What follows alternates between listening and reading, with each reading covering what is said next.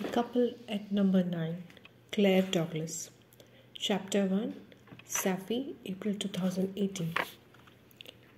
I'm in the front garden, pulling at weeds that spill out from the borders of the driveway like gigantic spiders, when I hear yells, deep and guttural. The builders are in the rear garden with a mechanical digger.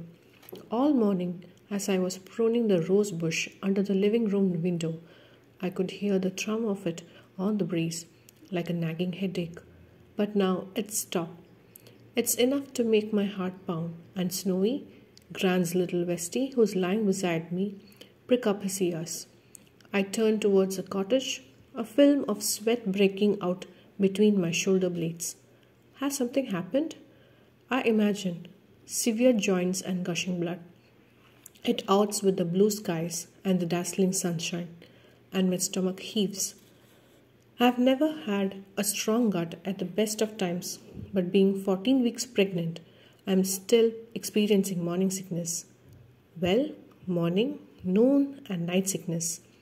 I stand up, mud stains on the knees of my jeans, still my usual size, although the waistband is snugger.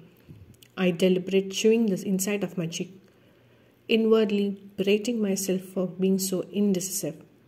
Snowy stands up too, his ears pricked, and he emits one solitary bark as a builder. Jaunty, the young good-looking one, suddenly appears from around the side of the house. He is running towards me. Damn circles under the armpits of his t-shirt as he waves his cap in the air to get my attention. His sandy curls bouncing with each step. Shit, he's going to tell me there has been an accident. I fight the urge to run in the opposite direction, instead shielding my eyes from the sun that beats down onto the thatched roof. Jaunty doesn't appear injured, but as he gets closer I can see shock on his freckled face.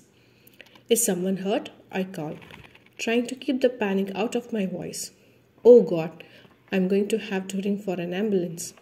I've never phoned 999 in my life, and I'm not good with blood. I wanted to be a nurse when I was younger, until I fainted when my best friend fell off her bike and gashed her knee open. No, sorry to disturb you, but... He sounds out of breath and his words tumble out in a rush. We have found something. You had better come. Quick. I drop my gardening gloves onto the grass and follow him around the side of the cottage. Snowy at my heels, wondering what it could be. Treasure, perhaps? Some relic from the past that could be exhibited in a museum? But the yells? They weren't of joy at the discovery of something precious. They were laced with fear. I wish Tom was here. I don't feel comfortable dealing with the builders while he is at work. They constantly ask questions, expecting me to make decisions I am worried will be wrong, and I have never been very authoritarian.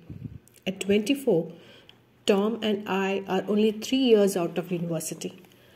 All of this, the move from the flat in Croydon to Beggar's Nook, a quaint village in the Cotswolds, and the cottage with the views of the woods, has been so unexpected. A surprise gift. Jaunty leads me to the back garden. Before the builders came, it had looked idyllic with the mature shrubbery, the honeysuckle snaked around the trellises, and the rockery in the corner filled with velvety pansies in a burst of pinks and lilacs. Now there is an ugly orange digger surrounded by a huge mound of unearthed soil. The other two builders, Darren, mid-30s with a hipster beard, who by his confident stance is a boss, and Carl, around my age and as stocky as a rugby player, stare down at the hole they have made in the ground, hands on hips, their heavy boots sinking into the soil. They whip their heads up in perfect synchrony when I approach.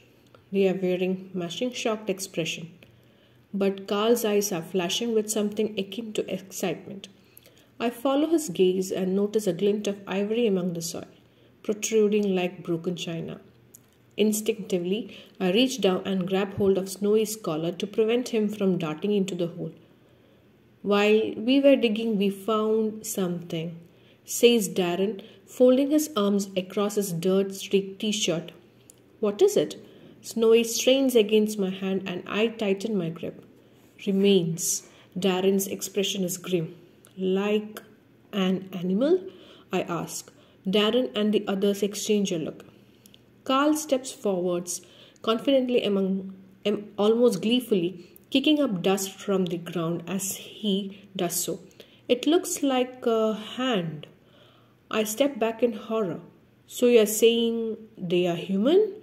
Darren regards me with sympathy. I think so. You had better call the police.